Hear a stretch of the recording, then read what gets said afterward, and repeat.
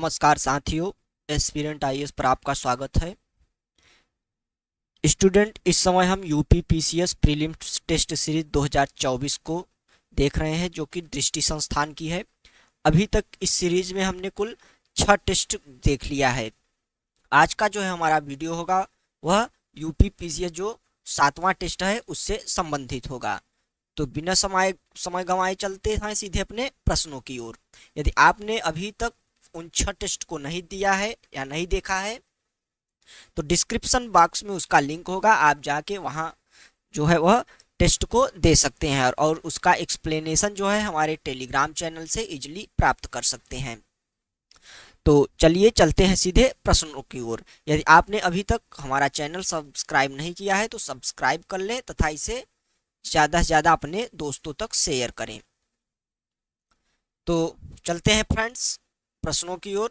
तो आज का हमारा पहला प्रश्न है, अक्टूबर 2023 में भारत का पहला regional rapid transit system RRTS क्या रीजनल रैपिड ट्रांजिट सिस्टम किसके बीच चालू हुआ?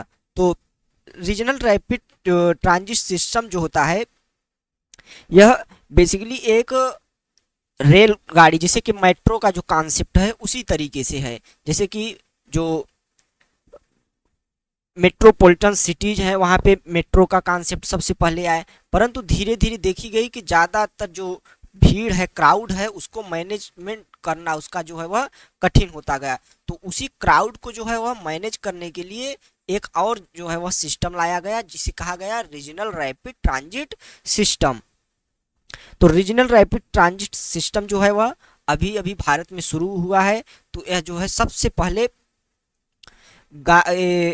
जो हमारा साहिबाबाद है और दुहाई, साहिबाबाद और दुहाई के बीच जो है वह शुरू किया गया है।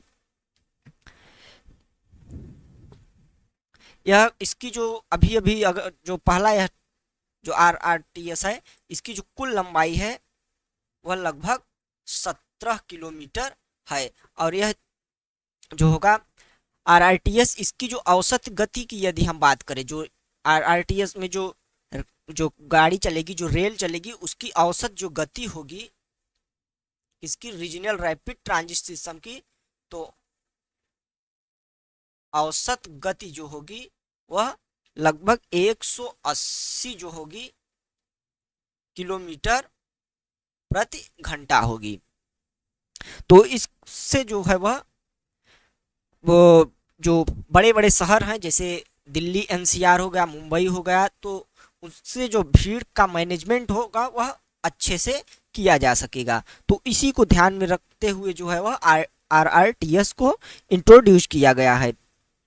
राष्ट्रीय राजधानी क्षेत्र योजना बोर्ड जो है वह राष्ट्रीय राजधानी क्षेत्र यानी एनसीआर के परिवहन पर कार्यात्मक योजना जो है वह तैयार उसने किया है, और जिसमें 8 जो है आरआरटीएस कुल जो आरआरटीएस कॉरिडोर है उसको प्रस्तावित किया गया है। यानी कि बेसिकली यह एनसीआर रीजन में जो है वह क्राउड मैनेजमेंट के लिए लाया गया है। तो इसको हम ध्यान रखते हैं तो हमारा जो सही ऑप्शन होगा वह कौन होगा? साहिबाबाद से दुहाई के लिए पहला जो है वह आरआरटीएस बनने जा रहा है। तो ऑप्शन हमारा डी होगा। नेक्स्ट क्वेश्चन की ओर चलते हैं। अगला क्वेश्चन है, सूचना और प्रसारण मंत्रालय के दिशा निर्देश के अनुसार निजी प्रशासकों को सार्वजनिक सेवा प्रसारण के करने की आवश्यकता है। यानी कि सूचना और प्रसारण मंत्रालय के दिशा निर्देश के अनुसार जो निजी प्रसारक हैं उनको सार्वजनिक सेवा प्रसारण करने की आवश्यकता है। यानी कि कुछ जो जैसे कि सार्वजनिक सेवा से क्या मतलब आप लिख सकते हैं, जैसे कि कुछ क्या हो गई, कुछ जागरूकता वाली चीजें हो गई, जैसे कि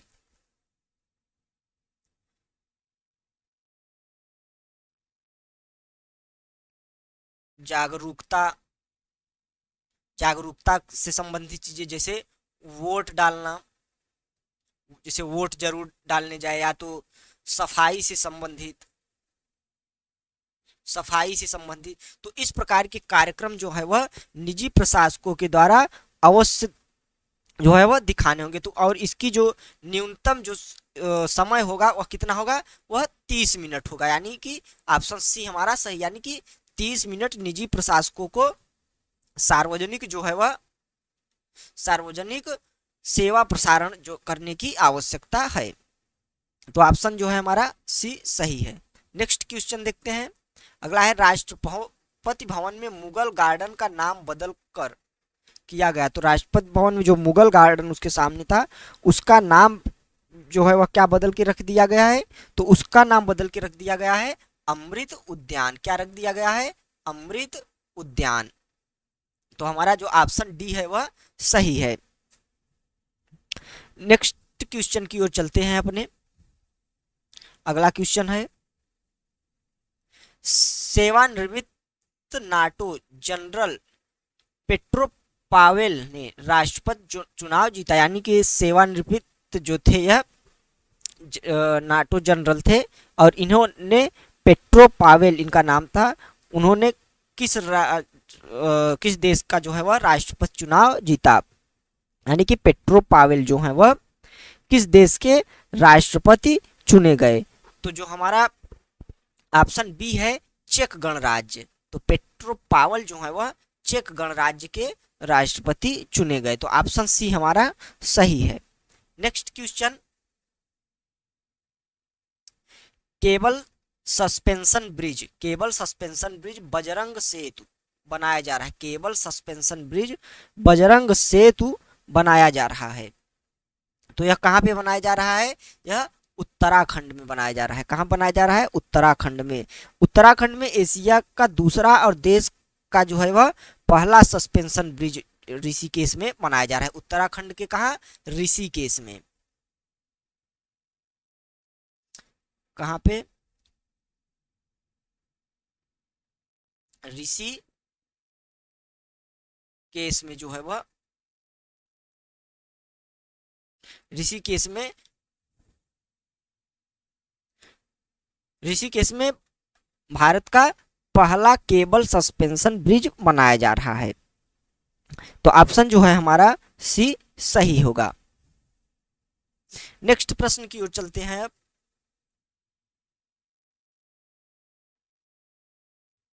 अगला प्रश्न है हमारा, ऑस्ट्रेलिया ओपन टेनिस 2023 महिला एकल का खिताब किसने जीता। ऑस्ट्रेलिया ओपन टेनिस 2023 महिला एकल का खिताब किसने जीता। तो यह किताब किसने जीता था, यह किताब जीता था एरिना सबैलेंका। एरिना सबैलेंका ने जो है वह यह खिताब जीता था। ऑस्ट्रेलिया ओपन टेनिस 2023 में महिला एकल का खिताब जीता था। तो ऑप्शन ए हमारा जो है वह सही होता है। नेक्स्ट प्रश्न की ओर चलते हैं। अगला प्रश्न है, आदि शौर्य पर्व पराक्रम संबंधित है। आदि शौर्य पर्व पराक्रम संबंधित है। तो यह किससे संबंधित है, आदि पर्व शौर्य पराक्रम, यह जो है वह सुभाष चंद्र बोस जी से जो है वह संबंधित है। किससे संबंधित है, सुभाष चंद्र बोस से। तो ऑप्शन ए जो हमारा बी है वह सही होगा।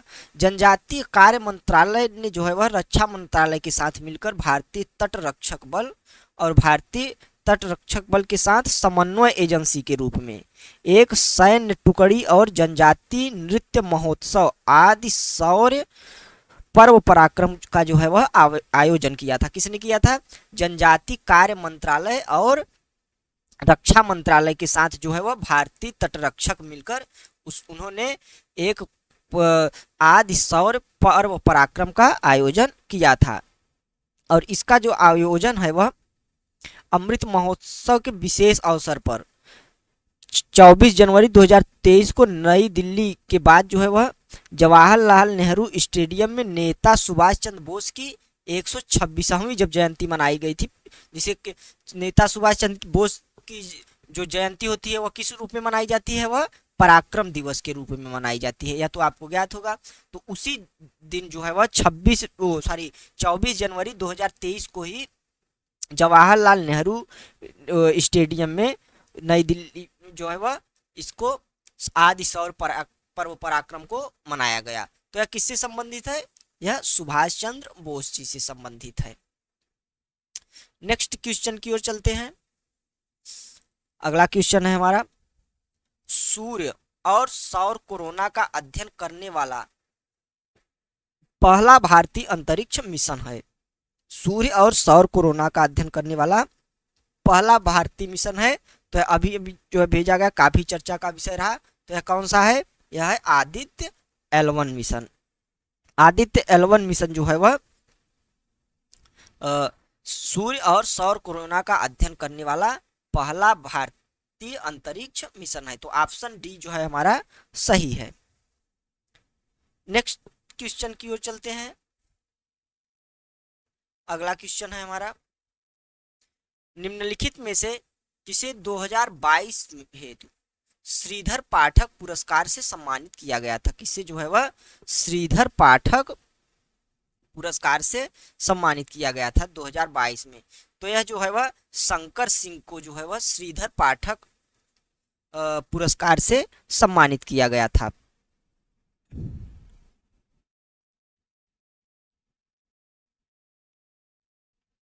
तो शंकर सिंह को जो है वह उनके कविता, उनका संग्रह है, उनका कविता संग्रह क्या है?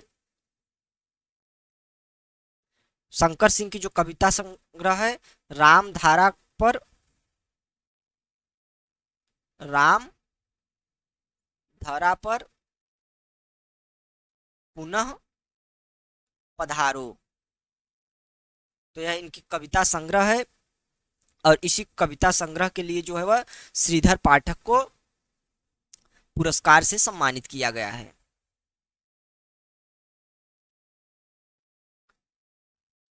तो ऑप्शन ए हमारा सही है, शंकर सिंह। शंकर सिंह को 2022 में जो है वह श्रीधर पाठक पुरस्कार हेतु जो है वह सम्मानित किया गया है। किसके लिए? उनकी कविता संग्रह राम धरा पर पुनः पधारो। तो ऑप्शन हमारा ए सही है। चलते हैं नेक्स्ट प्रश्न की ओर। अगला प्रश्न है हमारा,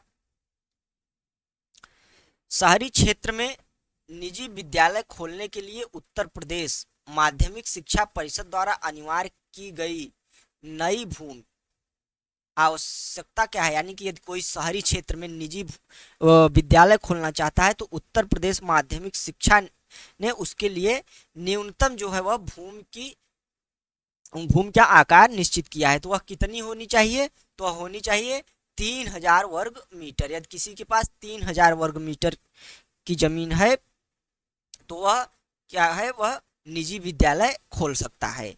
पहले यह क्या थी? पहले यह जो समय जो भूमि की सीमा थी वह थी 650 वर्ग मीटर। 650 वर्ग मीटर। तो पहले 650 थी और अब जो है वह उत्तर प्रदेश माध्यमिक शिक्षा परिषद द्वारा इसे बढ़ाकर 3000 वर्ग मीटर अनिवार्य कर दिया गया है। नेक्स्ट क्वेश्चन है, अगला क्वेश्चन हमारा है कि लैंगिक सामाजिक मानदंड सूचकांक के संदर्भ में निम्नलिखित में से कौन सा कथन सही है? तो निम्नलिखित में से कौन सा कथन सही है? कौन सा कथन? तो पहला स्टेटमेंट है, यह संयुक्त राष्ट्र विकास कार्यक्रम यानी कि UNDP द्वारा जारी किया जाता है, लैंगिक सामाजिक मानदंड सूचकांक। और दूसरा स्टेटमेंट है, इसके अंतर्गत आच्छादित 4 प्रमुख आयाम आध्यात्मिक, शैक्षिक, आर्थिक और ऐतिहासिक है। तो जो हमारा प्रश्न है इस बता रहा है कि जो लैंगिक सामाजिक मानदंड है, लैंगिक सामाजिक मानदंड है, तो इसको जो है वह कौन जारी करता है? तो UNDP संयुक्त राष्ट्र विकास कार्यक्रम। तो पहला स्टेटमेंट हमारा सही है, यह UNDP के द्वारा जो है वह जारी किया जाता है। दूसरा स्टेटमेंट है कि इसके जो है 4 प्रमुख आयाम है। कितने? 4 प्रमुख। कौन कौन से? आध्यात्मिक, शैक्षिक, आर्थिक और ऐतिहासिक। तो यह जो है हमारा स्टेटमेंट गलत है, क्योंकि इसमें जो 4 प्रमुख आयाम शामिल हैं वह है राजनीतिक, शैक्षिक, आर्थिक और भौतिक अखंडता। तो इस आधार पर हमारा जो ऑप्शन बी है वह सही हो जाएगा। चलते हैं नेक्स्ट प्रश्न की ओर। अगला प्रश्न है स्टूडेंट, स्टैनफोर्ड यूनिवर्सिटी से स्कॉलरशिप प्राप्त करने वाली दाक्षायणी पांडे का संबंध है। स्टैनफोर्ड यूनिवर्सिटी से जो है वह स्कॉलरशिप प्राप्त की है, किन्होंने प्राप्त किया है, तो वह है दाक्षायणी पांडे। तो वह कहाँ से संबंधित है दाक्षायणी पांडे जी? तो दाक्षायणी पांडे जो है वह उत्तर प्रदेश की जो है वह मऊ जिले से संबंधित है। कहाँ से? उत्तर प्रदेश के मऊ जिले से संबंधित है। तो ऑप्शन जो है हमारा बी सही होता है। नेक्स्ट प्रश्न की ओर चलते हैं। अगला प्रश्न है हमारा,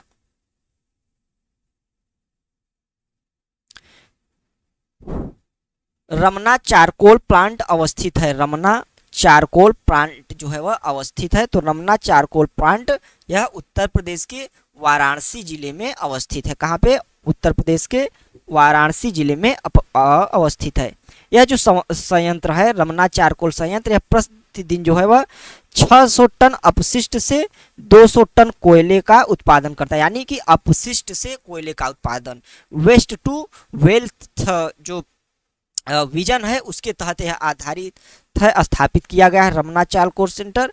और यह वेस्ट से जो है वह कोयले का निर्माण करता है। तो यह कहाँ स्थित है? यह वाराणसी में स्थित है।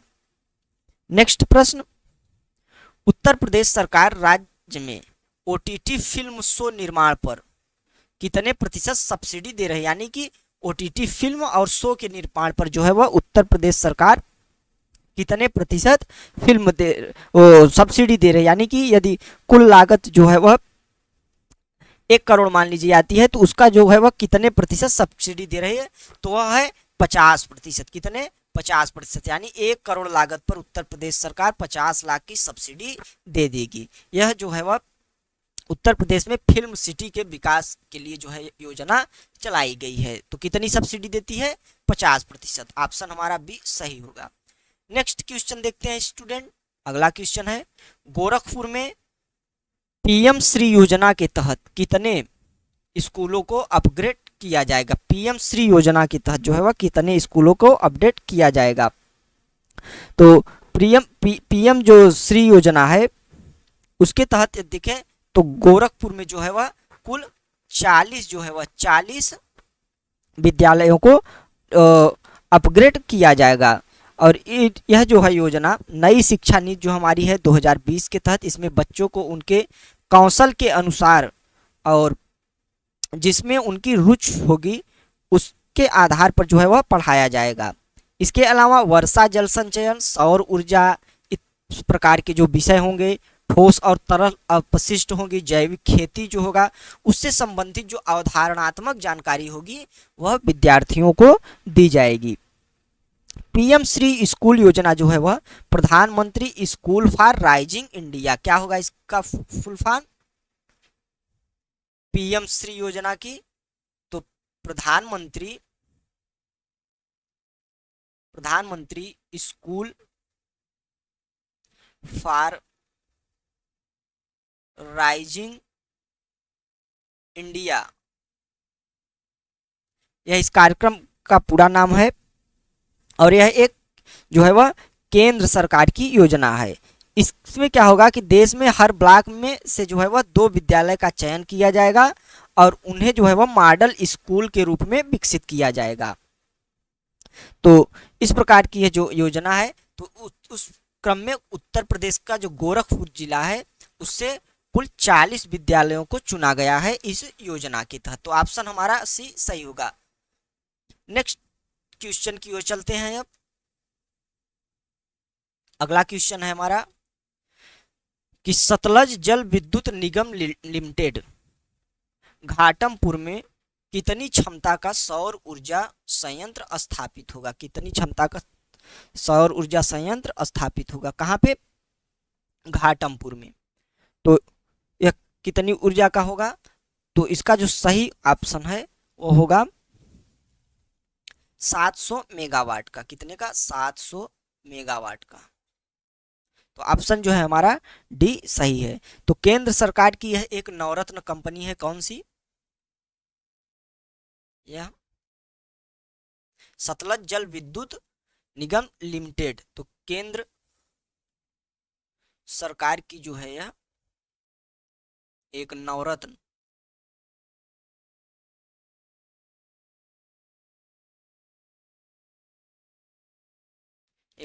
कंपनी है पीएसयू। तो इसने जो है वह सतलज विद्युत वितरण निगम लिमिटेड, जो कि एक डिस्कॉम कंपनी है, विद्युत वितरण करने वाली कंपनी, उत्तर प्रदेश के कानपुर में जो है वह 3500 करोड़ रुपए की लागत में सौर ऊर्जा संयंत्र स्थापित करने के लिए उत्तर प्रदेश राज्य औद्योगिक विकास प्राधिकरण के साथ एक समझौता जो है वह ज्ञापन किया है। एक समझौता ज्ञापन किया गया है। तो इसी के तहत जो है वह 3500 करोड़ रुपए जो लागत लगाकर कुल 700 मेगावाट क्षमता का सौर संयंत्र स्थापित करेगी यह कंपनी, सतलज जल विद्युत निगम लिमिटेड। तो हमारा ऑप्शन जो है वह डी सही होगा। 700 मेगावाट की जो है वह क्षमता वाली सौर ऊर्जा संयंत्र स्थापित की जाएगी। नेक्स्ट क्वेश्चन की ओर चलते हैं। अगला क्वेश्चन है श्रेयस हरीश, जिनकी जो है हाल में मृत्यु हो गई थी, वह किससे संबंधित थे? तो श्रेयस हरीश जो है वह किससे संबंधित थे? श्रेयस हरीश एक बाइक रेसर थे। क्या थे? बाइक रेसर थे। प्रधानमंत्री ने जो है वह लखनऊ में ग्लोबल इन्वेस्टर समिट के दौरान सबसे कम उम्र के जो बाइक रेसर थे श्रेयस हरीश को सम्मानित किया, और उन्हीं की जो है वह हाल ही में मृत्यु हो गई थी। बाइक रेसर थे श्रेयस हरीश। तो हमारा ऑप्शन जो है वह ए सही होगा। नेक्स्ट क्वेश्चन की ओर चलते हैं। अगला क्वेश्चन है किस शहर ने यूपी ग्लोबल इन्वेस्टर समिट 2023 की मेजबानी की? तो यूपी ग्लोबल इन्वेस्टर समिट की जो है वह मेजबानी कहाँ हुई थी? तो हुई थी लखनऊ में। अभी अभी अगले प्रश्न में हम देखा था उसकी एक्सप्लेनेशन में कि श्रेयस हरीश को इसी यूपी ग्लोबल इन्वेस्टर समिट में जो है वह प्रधानमंत्री ने सम्मानित किया था, और वह कहाँ पे हुई थी? लखनऊ में हुई थी। अब चलते हैं नेक्स्ट प्रश्न की ओर। अगला प्रश्न है उत्तर प्रदेश सरकार और टाटा टेक्नोलॉजी लिमिटेड ने किस क्षेत्र के लिए एक समझौते पर हस्ताक्षर किया है? तो किस समझौते पर हस्ताक्षर किया है? तो राज्य में आईटीआई संस्थानों का उन्नयन, जो आईटीआई संस्थान है उसके उन्नयन के लिए टाटा टेक्नोलॉजी लिमिटेड और उत्तर प्रदेश सरकार ने जो है वह समझौता किया है। तो ऑप्शन बी हमारा सही होगा। नेक्स्ट क्वेश्चन की ओर चलते हैं। अगला क्वेश्चन है हमारा निम्नलिखित में से किसे भारत का नया औषधि महानियंत्रक नियुक्त किया गया? औषधि महानियंत्रक नियुक्त किया। तो यह जो है वह डॉक्टर राजीव रघुवंशी जी को नया औषधि महानियंत्रक नियुक्त किया गया है। यह जो drug controller general of India का पद होता है, यह केंद्रीय औषधि मानक नियंत्रण संगठन का जो है वह प्रमुख पद होता है, जो देश भर में गुणवत्तापूर्ण दवाओं की आपूर्ति सुनिश्चित करने के लिए जिम्मेदार होगा। कौन सा पद? डीसीजीआई, यानी कि drug controller general of India. तो उस पद पर किसे नियुक्त किया गया है? डॉक्टर राजीव सिंह रघुवंशी को जो है वह नियुक्त किया गया है। तो ऑप्शन ए हमारा सही है। नेक्स्ट क्वेश्चन देखते हैं। अगला क्वेश्चन है महाराष्ट्र में निम्नलिखित में से किस शहर का नाम बदलकर छत्रपति संभाजीनगर रख दिया गया है? तो औरंगाबाद जो है हमारा, औरंगाबाद जो था उसका नाम बदल के अब क्या रख दिया गया है? छत्रपति संभाजीनगर रख दिया गया है। तो ऑप्शन ए हमारा सही है। नेक्स्ट क्वेश्चन आईसीसी महिला टी20 विश्व कप 2023 किसने जीता था? तो आईसीसी महिला टी20 विश्व कप 2023 जो है वह किसने जीता था? ऑस्ट्रेलिया ने जीता था। यह कितनी बार था? तो यह जो था यह छठवीं बार जो है वह इन्होंने विश्व कप टी20 विश्व कप का जो विश्व कप है वह जीता था महिलाओं ने। और इनका जो मैच था फाइनल मैच वह के खिलाफ था, तो वह था दक्षिण अफ्रीका के खिलाफ, दक्षिण अफ्रीका के खिलाफ था और उसमें उन्होंने 19 रनों से दक्षिण अफ्रीका को हरा दिया था। तो ऑप्शन हमारा जो डी है वह सही है। नेक्स्ट क्वेश्चन, फरवरी 2023 में किस राज्य ने पर्यटन में महिलाओं को सशक्त बनाने के लिए संयुक्त राष्ट्र महिला के साथ एक समझौते पर हस्ताक्षर किया गया है? तो किस राज्य ने जो है पर्यटन में महिलाओं को सशक्त बनाने के लिए संयुक्त राष्ट्र महिला जो संगठन है उसके साथ समझौते पर हस्ताक्षर किया है? तो इस प्रश्न का जो हमारा सही उत्तर है वह होगा केरल। केरल राज्य ने जो है वह संयुक्त राष्ट्र महिला के साथ समझौते पर हस्ताक्षर किया है पर्यटन के क्षेत्र में महिलाओं को जो है वह मजबूत करने के लिए। तो ऑप्शन सी हमारा सही है।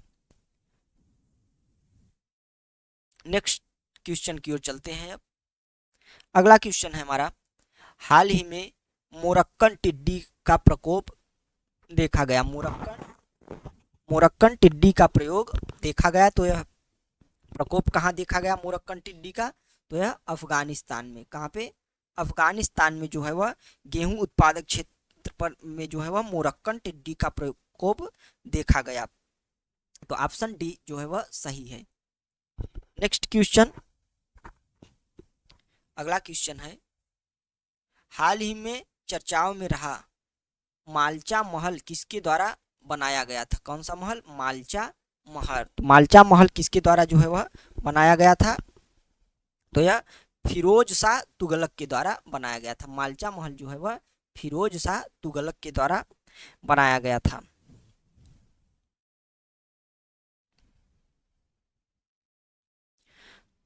नेक्स्ट प्रश्न है कि वाशिंगटन घोषणा के संदर्भ में निम्नलिखित कथनों पर विचार कीजिए। वाशिंगटन घोषणा के संबंध में निम्नलिखित कथनों पर विचार कीजिए। तो पहला स्टेटमेंट है,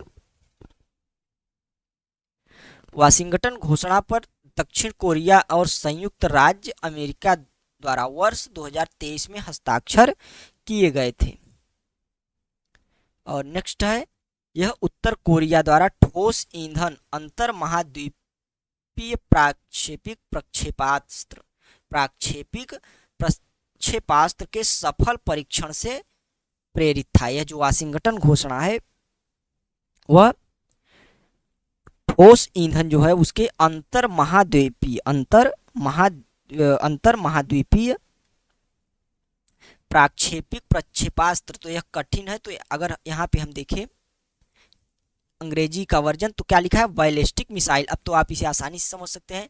तो अंतर महाद्वीपीय बैलिस्टिक मिसाइल के जो है वह जो कि ठोस ईंधन पर आधारित होगा, उससे जो है वह उसके परीक्षण से संबंधित था। तो ठोस ईंधन, कोरिया द्वारा ठोस ईंधन पर आधारित इंटरकॉन्टिनेंटल बैलिस्टिक मिसाइल के जो है वह सफल परीक्षण से प्रेरित था।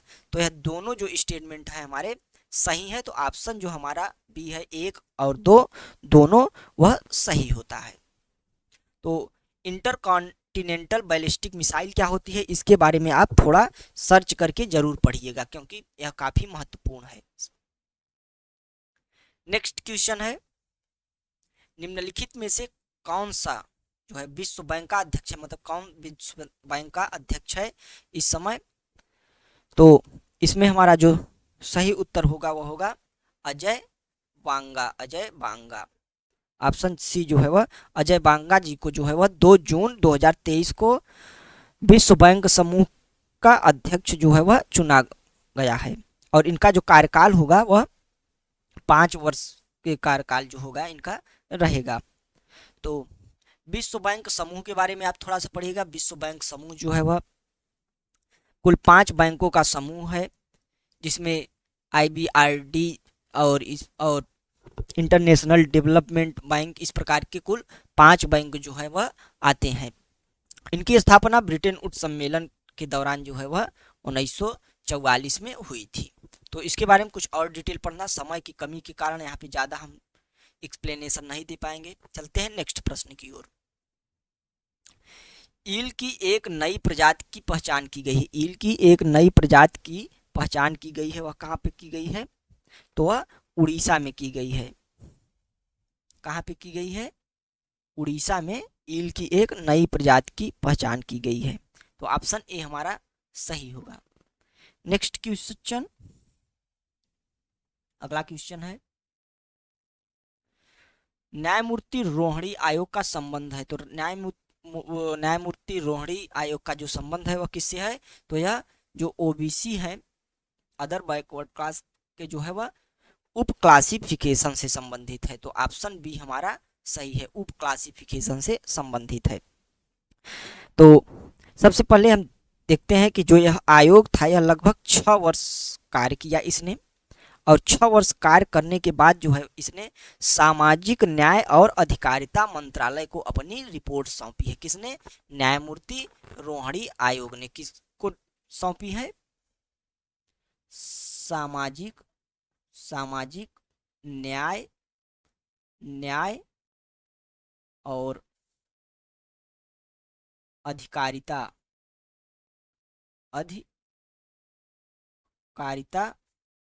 मंत्रालय की जो है वह रिपोर्ट अपनी सौंपी है। और यह जो आयोग है इसका गठन राष्ट्रपति के द्वारा अनुच्छेद 240 के तहत 2 अक्टूबर 1917 को किया गया था। किसके तहत? अनुच्छेद 340 के तहत। 340 जो है वह 340 जो है कि वह बताता है कि राष्ट्रपति समय समय पर जो अन्य पिछड़ा वर्ग है, ओबीसी है, उसके उपवर्गीकरण की जानकारी के लिए एक आयोग का गठन कर सकता है। किसके तहत? अनुच्छेद 340 के तहत। तो उसी के तहत जो है वह 2 अक्टूबर 2017 को इस आयोग का गठन किया गया था। तो किसके लिए? ओबीसी के सब जो क्लासिफिकेशन है उसके लिए। नेक्स्ट क्वेश्चन की ओर चलते हैं। अगला क्वेश्चन है, किस पुस्तक के लिए पाल लिंच को बुकर पुरस्कार 2023 प्रदान किया गया? तो किस पुस्तक के लिए पाल लिंच को बुकर पुरस्कार 2023 प्रदान किया जो है वह? तो वह कौन सी पुस्तक थी? वह थी प्रॉफिट सॉन्ग। इसके लिए जो है वह पाल लिंच को बुकर पुरस्कार से सम्मानित किया गया था। बुकर पुरस्कार के बारे में यदि हम जाने तो बुकर पुरस्कार जो है वह एक अंग्रेजी में जो है वह अंग्रेजी भाषा में लिखी गई साहित्य है उसका जो है वह प्रमुख पुरस्कार है। किसके लिए? यदि बुकर पुरस्कार की बात करें तो यह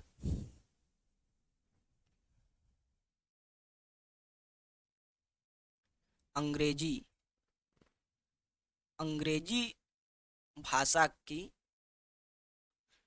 भाषा का साहित्यिक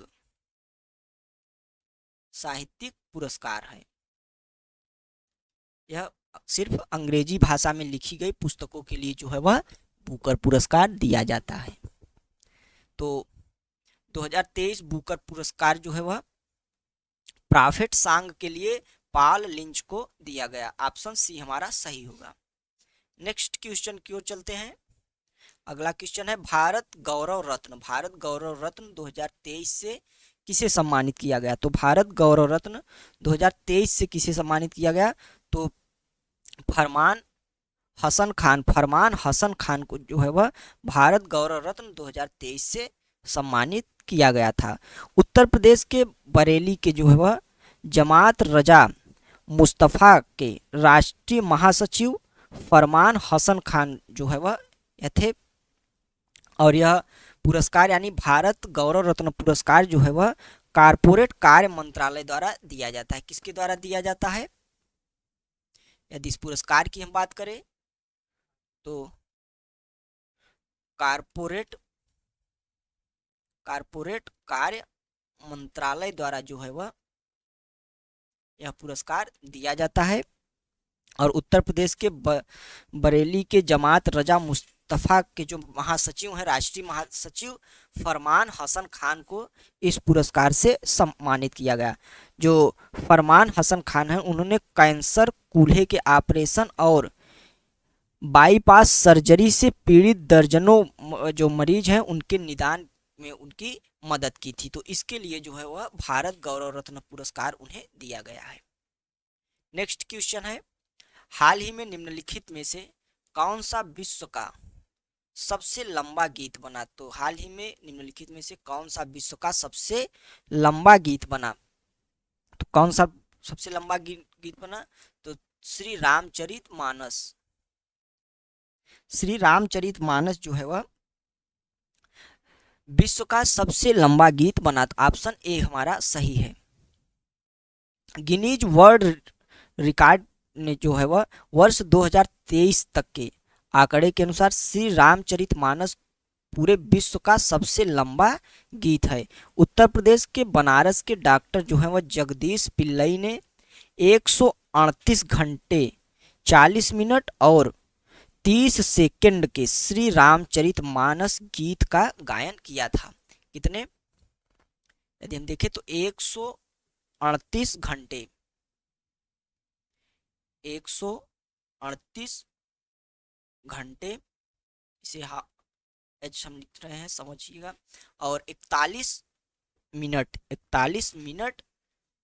20 सेकंड में जो है वह किन्होंने गाया था? तो बनारस के जगदीश पिल्लई, जगदीश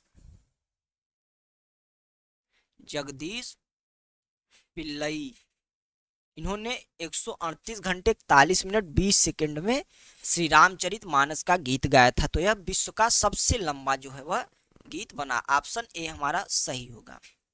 अब चलते हैं नेक्स्ट प्रश्न की ओर। अगला प्रश्न है, जल विजन @2047 पर पहला अखिल भारतीय वार्षिक राज्य मंत्रियों का सम्मेलन किस शहर में आयोजित किया गया था?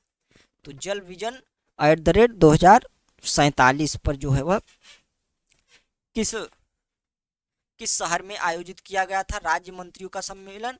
तो यह कहाँ पे था? वह भोपाल में था। मध्य प्रदेश के भोपाल में जो है वह कब आयोजित किया गया था? 5 से 6 जनवरी 2023 में। 5 से 6 जनवरी 2023 में इस सम्मेलन का आयोजन मध्य प्रदेश के भोपाल में किया गया था। नेक्स्ट क्वेश्चन, मई 2023 में पंचायतों में डिजिटल लेन देन बढ़ाने हेतु समर्थ अभियान कहाँ शुरू किया गया था? तो समर्थ अभियान जो है वह पंचायतों में डिजिटल लेन देन बढ़ाने के लिए कहाँ पे शुरू किया गया था? तो यह लखनऊ में शुरू किया गया था। यदि इसकी हम बात करें तो केंद्रीय ग्रामीण विकास और पंचायती राज मंत्री गिरिराज सिंह जो है वह 50,000 ग्राम पंचायतों में डिजिटल लेन देन को बढ़ावा देने के लिए उत्तर प्रदेश के लखनऊ से समर्थ अभियान का औपचारिक इसकी शुरुआत की थी, समर्थ अभियान की। और ग्रामीण विकास मंत्रालय ने आज़ादी के अमृत महोत्सव पहल के तहत 1 फरवरी 2023 से 15 अगस्त 2023 तक समर्थ अभियान जारी रखा था। तो समर्थ अभियान कब तक चला? यदि हम देखें तो यह चला 1 फरवरी 2023 से जो है वह 15 अगस्त 2023 तक यह अभियान चला। यह अभियान किसके द्वारा चला? ग्रामीण विकास मंत्रालय के द्वारा। ग्रामीण विकास मंत्रालय के द्वारा यह अभियान चला, जिसमें क्या था कि पंचायतों को डिजिटल लेन देन के लिए प्रेरित करना था। नेक्स्ट क्वेश्चन, देश की पहली नाइट सफारी निम्नलिखित में से किस शहर में विकसित की जाएगी? देश की पहली नाइट सफारी किस शहर में विकसित की जाएगी? तो पहली नाइट सफारी जो है वह लखनऊ में विकसित की जाएगी। तो केंद्रीय चिड़ियाघर प्राधिकरण ने सिंगापुर की तर्ज पर जो है उत्तर प्रदेश की राजधानी लखनऊ के कुकरैल वन में, लखनऊ के कुकरैल वन में, कहाँ पे? लखनऊ के कुकरैल वन लखनऊ के कुकरैल वन में जो है वह देश की पहली नाइट सफारी उसका परमिट जारी करने की जो है वह योजना बनाई है। किसने बनाया है? केंद्रीय चिड़ियाघर प्राधिकरण ने। तो ऑप्शन जो है हमारा डी सही होगा। नेक्स्ट क्वेश्चन की ओर चलते हैं। बनारस हिंदू विश्वविद्यालय की स्थापना की गई थी। बनारस हिंदू विश्वविद्यालय की स्थापना कब की गई थी? तो यह 1916 में की गई थी। कब की गई थी? 1916 में। किसके द्वारा की गई थी?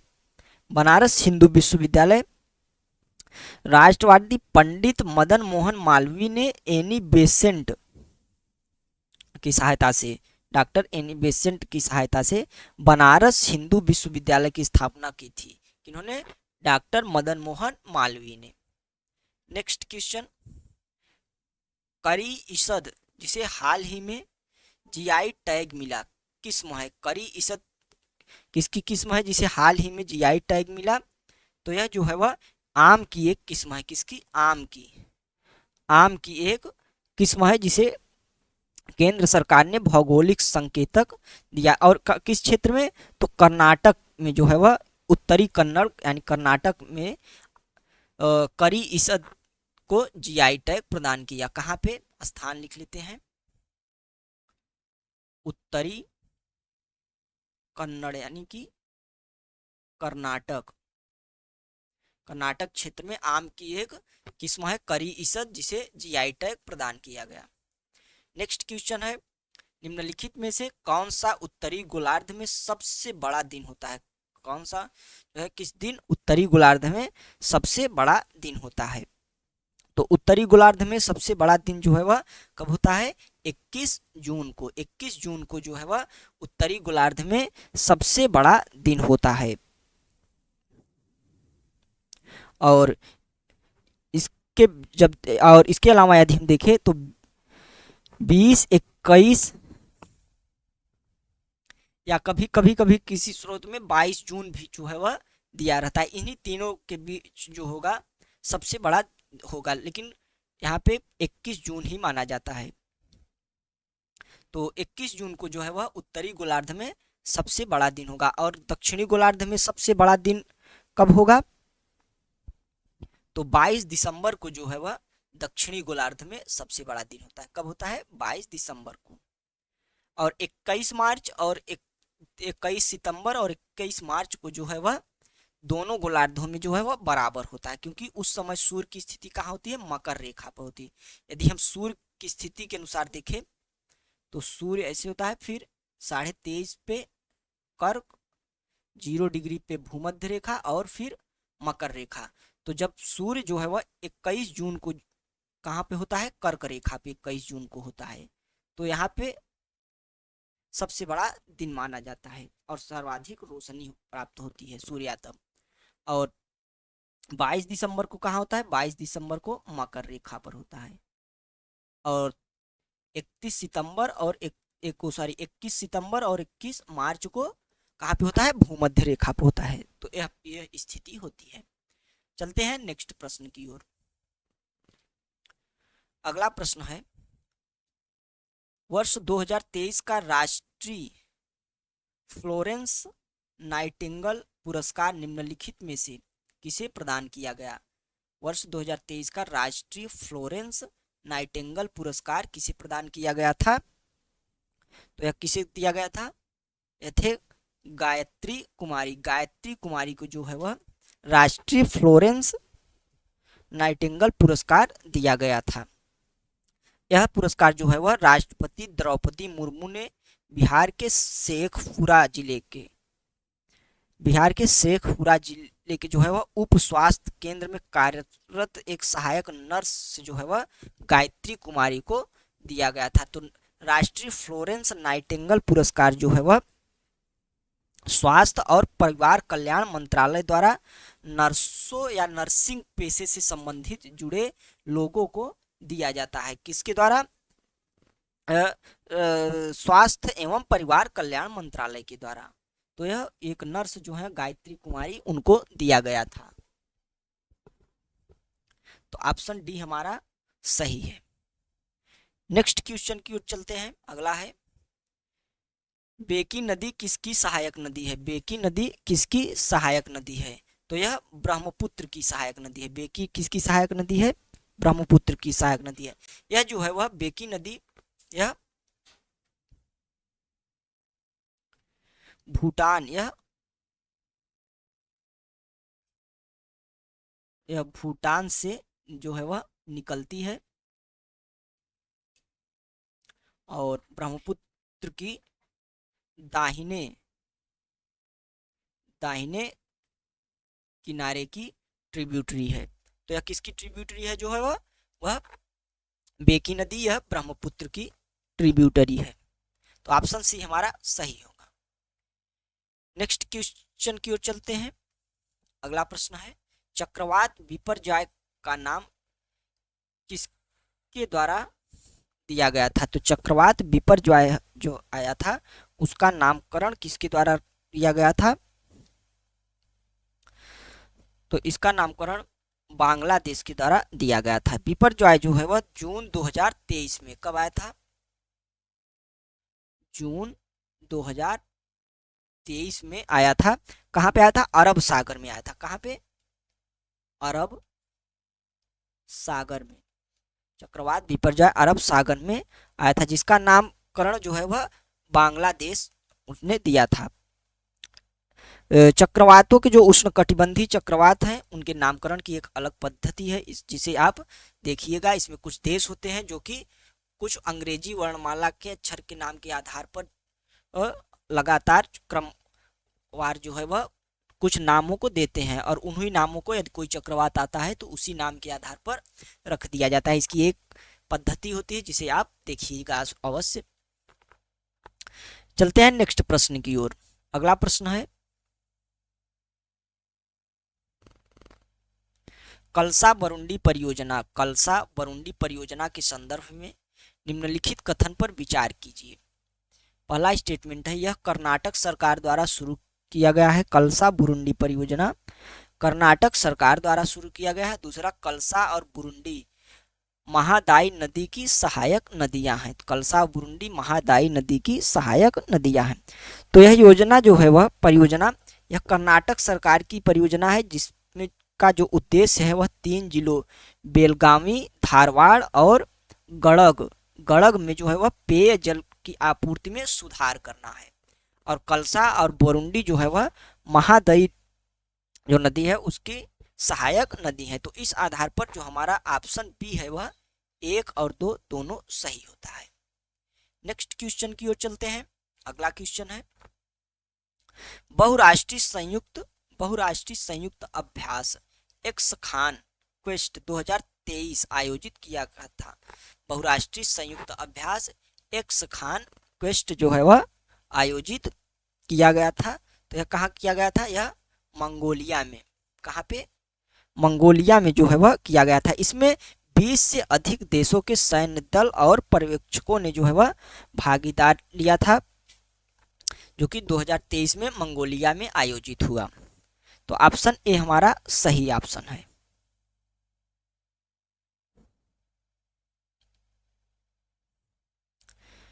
नेक्स्ट क्वेश्चन देखते हैं। अगला क्वेश्चन है, हाल ही में चर्चा में रहा कैनरी द्वीप स्थित है। हाल ही में चर्चा में रहा कैनरी द्वीप जो है वह कहाँ पे स्थित है?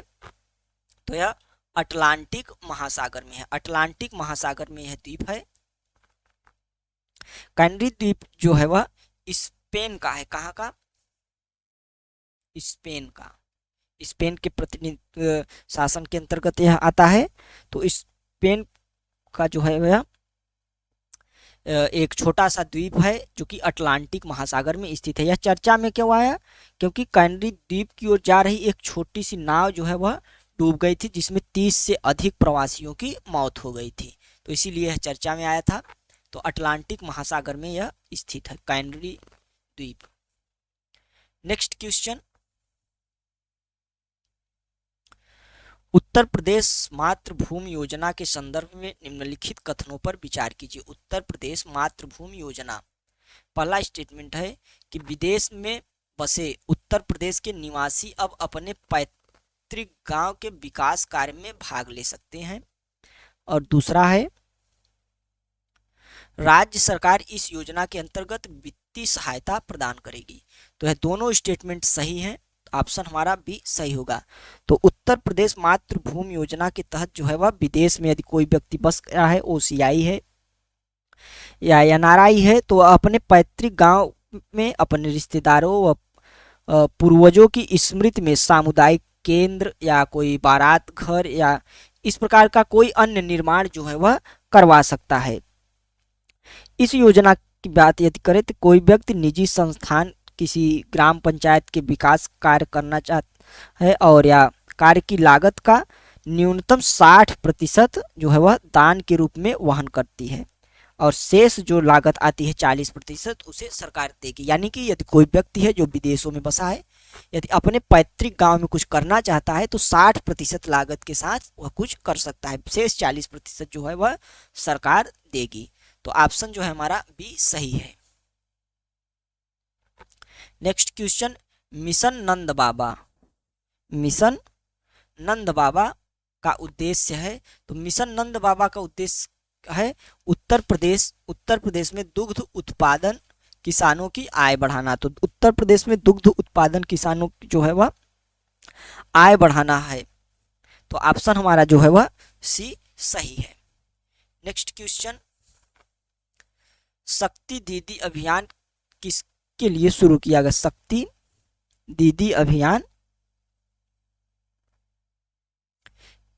किसके लिए शुरू किया गया था? शक्ति दीदी अभियान, तो यह महिलाओं के खिलाफ अपराध में कमी करना इसका मुख्य उद्देश्य है। यह जो शक्ति दीदी अभियान है यह महिलाओं के खिलाफ हो रहे अपराध में कमी लाने के उद्देश्य से शुरू किया गया था। तो ऑप्शन डी हमारा सही है। नेक्स्ट क्वेश्चन, उत्तर प्रदेश में पहला रेल हेरिटेज पार्क खोला गया। उत्तर प्रदेश में पहला रेल हेरिटेज पार्क खोला गया। तो पहला रेल हेरिटेज पार्क जो है वह कहाँ पे खोला गया है? यह उत्तर प्रदेश के आगरा में खोला गया है। तो जुलाई 2023 में आगरा में उत्तर प्रदेश का पहला रेल हेरिटेज पार्क और रेल कोच रेस्तरां, यानी कि रेल का एक जो डिब्बा होता है, कोच होता है, उसमें एक रेस्टोरेंट खोला जाएगा। तो आगरा में इस प्रकार की पहल की गई। तो ऑप्शन जो हमारा ए है वह सही है। अगला प्रश्न, हाल ही में चर्चा में रहा C3I हब उत्तर प्रदेश के निम्नलिखित में से किस संस्थान से संबंध है? तो C3I हब जो है वह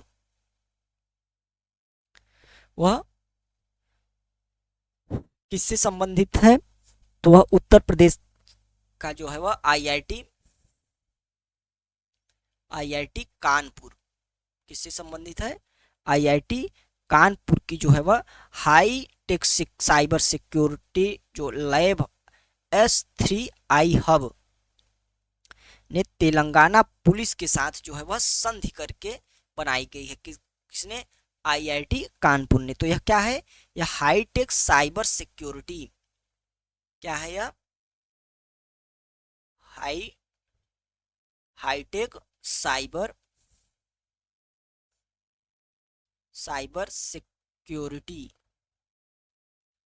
सिक्योरिटी है। तो इसने जो है वह IIT कानपुर और तेलंगाना की जो पुलिस है उसके साथ जो है वह संधि करके बनाई गई है। तो ऑप्शन सी हमारा सही है। नेक्स्ट क्वेश्चन देखते हैं। नेक्स्ट क्वेश्चन है, निम्नलिखित में से किसे गोपाल दास नीरज स्मृति पुरस्कार 2023 प्राप्त हुआ? गोपाल दास नीरज स्मृति पुरस्कार प्राप्त हुआ। तो गोपाल दास नीरज स्मृति पुरस्कार की यदि हम बात करें तो इसमें पंकज प्रसून, निशा सिंह नवल और कृष्ण कुमार कनक, यह तीनों जो है वह शामिल थे। तो ऑप्शन डी हमारा सही होता है। उत्तर प्रदेश भाषा संस्थान ने जो है वह प्रदेश के 5 युवा कवियों को गोपाल दास नीरज स्मृति सम्मान देने की घोषणा की। यानी कि यह 5 युवा जो है वह कवियों को दिया जाता है और पुरस्कार विजेता कवियों ने जो है वह राजधानी लखनऊ में व्यंग्यकार कवि जो पंकज प्रसून है वह एक व्यंग्यकार कवि हैं, और युवा कवित्री निशा सिंह नवल, और प्रयागराज से डॉक्टर डॉक्टर प्रभांशु कुमार, और फिरोजाबाद से कृष्ण कुमार कनक, और बहराइच से वेद मित्र शुक्ल थे। तो पांच में से तीन दिया गया है। पांच एक थे, कौन थे? प्रयागराज के प्रभांशु कुमार और बहराइच के वेद मित्र कुमार, इन तीनों के अलावा तो इन्हें जो है वह गोपाल दास नीरज स्मृति सम्मान से सम्मानित किया। तो ऑप्शन डी हमारा सही है। तो आज का टेस्ट हम यहीं पे रोकते हैं, क्योंकि वीडियो ज़्यादा लंबा होने की वजह से बोरियत होगी, और इसके जो बचे हुए प्रश्न हैं उसे हम नेक्स्ट पार्ट में कवर करा देंगे। तो आप इसे अच्छे से दीजिए और काउंट कीजिए कि आपने जो है वह कितने प्रश्नों को सही किया, और इसका एक्सप्लेनेशन जो है हमारे टेलीग्राम चैनल से आप प्राप्त कर सकते हैं। तो यदि टेस्ट पसंद आया हो तो इसे लाइक करें और चैनल को सब्सक्राइब करें तथा अपने दोस्तों को ज़्यादा से ज़्यादा शेयर करें। यदि किसी भी प्रकार की समस्या आती है तो उस समस्या को आप टेलीग्राम चैनल के माध्यम से भी बता सकते हैं, या तो फिर वीडियो के नीचे कमेंट भी कर सकते हैं। तो आज की क्लास यहीं रोकते हैं, मिलते हैं नेक्स्ट वीडियो के साथ। तब तक के लिए नमस्कार, जय हिंद।